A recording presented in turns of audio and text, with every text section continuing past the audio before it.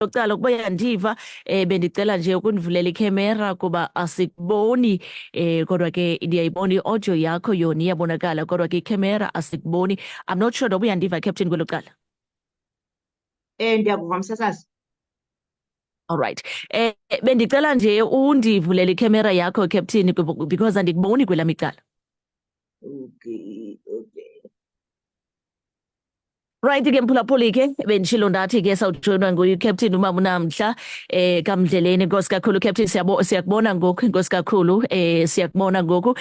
Simbamba ke mphulaphuli, yakhumbula ke sidla ngombamba phaa ke 8:05 kodwa ke kuba kaloku ke sivuswa ke sisiganeko esithe sabe ke sehle apha ke Sakhe Sizwe Local Municipality kwilokishi yaseNdondo kwiveki nje ke phelileyo baniphazami phaa ke ngoLwesine, nalapho ke sithe safumana ke imbalelwano kubahlali phaa ke eNdondo besithi ke kuthe kwabe ke kubulawa ke umama endlini yakhe waze ke washiya ebotshelelwe. Sizamile ukusabela ke ngakumbi kwi-community kodwa ke i-community yathi wesenzekile isiganeko kodwa ke Mamtshawe siyoyika ke ukuthetha kuba kaloku ke umrhanelwa lo akakabanjwa. Ndakrweca ke uCaptain ndizama uqinisekisa into yokuba ingaba ityala eli livuliwe na ke emapoliseni. Captain, maniqale ndikubulise mama enkqubeni ndikunike elithuba uzibulisele komphulaphuli weVukane FM ngolusuku lwanamhlanje.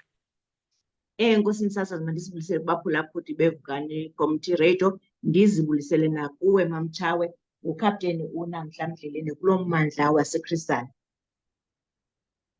Nkosi kakhulu Captain, ndibulele ngokuba ke uthe wakwazi ke nokusi-accommodate ke ngeli xesha kuba kaloku ngwe-Mondays sikubamba phaa ke 8:05 kodwa ke kunomba otshisa ibunzi neqonda kuxhalabisa abahlali balapha ke ecala. Nanjengoko sele nditshilo ndathi sifumene imbalelwano kubahlali besithi ke kunesiganeko esithe sabe ke sehle eNdondo kwilokishi yalapha ke ecala eSakhe Sizwe somama othe wabe ke uyabulawa endlini yakhe de wabe ke ushiywa ebotshelelwe. Ndifuna ke Captain uqinisekise into yokuba ingaba esi siganeko sifikile emapoliseni, ingaba mhlawumbi likhona ityala elivuliweyo ngokwesisiganeko.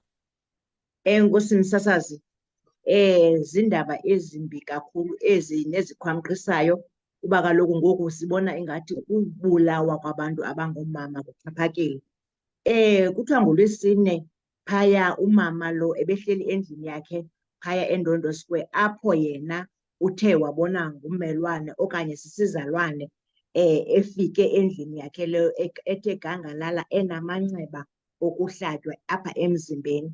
Livuliwe ke ityala lokubulawa, imeda ke ukutsho oko phaya emapoliseni ecala, lisaphandwa. Okwangoku asikabambi mntu. Siyalucela ke uluntu luncedisane namapolisa ngokuthi uba ngabana ukhona onolwazi okanye ongeza ngaphambili ahlebele amapolisa asecala okanye ungafowunela ke phaa ku-Station Commander uLieutenant Colonel Msengana ku-082 5292 441 082 5292 441 uKolonel Msengana, okanye angayisebenzisa laa namba ingu-08600 10111 08600 10111. Zivamile msasazi ingakumbi kulo mmandla walapha eKhrisani into yobana abantu ngoku abangoomama sibabone behlaselwe ngokumasikizi. Ndidlule ke msasazi ndiye phaya, kwakhona limisiwe ityala phaya eNdwe ngoLwesihlanu nalo elibandakanya ukutshiswa ubulawe uAmila Gigaba phaya kummandla waseNdwe. UAmila naye wayengolahlekileyo waze wafunyanwa ethe gangalala, umzimba wakhe utshisiwe phaya eNdwe. Bakhona ke abarhanelwa abajongene nesityholo abarhanelwa into yobana ngabo abenza ububi obu bokuthi babulale umama uAmila Gigaba. Ityala labo ke lihlehliselwe umhla we-17 ku-August for i-bail application. Kwakhona msasazi akhona ke akhona umntu obanjiweyo phaya ezibeleni ngokufunyanwa enesibhamu esingekho mthethweni. Yena uzawuvela ezinkundleni zamatyala namhlanje phaya ezibeleni. Ndiyafuna msasazi ukuhlaba ikhwelo into yobana ngaske abantu babe nobuntu iziganeko okanye abantu uba ngabana bahle bakwi-relation engekho mandi, mabakhawuleze baripote emapoliseni, bangahlali kanti baphantsi koxinezelelo. Into ye-GBV ithanda ukunyuka kakhulu, msasazi. Asitsho ke into yobana mhlawumbi aba sesisithi ngabantu babulewe ngabantu mhlawumbi aba-related nabo, kodwa sesisitsho nje jikelele into yobana ingaske iziganeko ezinje zokubana umntu abe uyahlukumezeka endlini ngokungaqondi, makakhawuleze aye emapoliseni, angahlali kanti uyahlukumezeka kangakomsasazi. Nkosi kakhulu Captain, undibethe emlonyeni kuba kaloku ke ndithe nam ndokujonga ezi ziganeko ngakumbi apha eChris Hani zokubulawa ke kwamanina nokudlwengulwa kwamanina, ndaqonda uba ezi ziganeko ukuba uyaqaphela zivame ukuxhaphaka xa sisondele ngakumbi ke kule nyanga yamanina.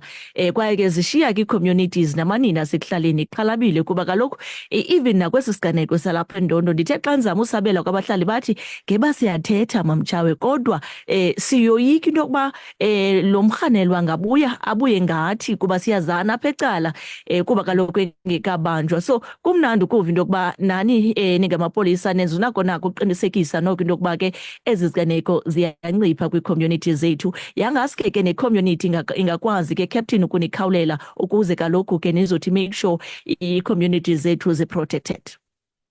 Kunjalo msasazi, kuba loku abahlali ngabona basincedisa kakhulu, kuba loku ezi ziganeko zehla apho bahlala khona, ingabo abantu abaziyo neemeko zokuhlala. Ngeli xesha ke sisitsho sisithi ikhona le namba, xa ungafuniya emapoliseni uzothi hayi mhlawumbi amapolisa sicala angandiripota, ukhona laa namba ingu-0600 1011, apho ke khona uzawuvele uthi dakata, awuzichazi noba ungubani na, uchaza nje ingxelo le unayo. Enkosi msasazi. Nkosi kakhulu Captain, masibulele mama ngexesha othe wazibeke usiphalona enkqubeni. Mna nawe sawudibana ke phaa ke next week Monday. Enkosi msasazi. Nkosi kakhulu. Right ke mphulaphuli weVukani FM kuye ke lowo ke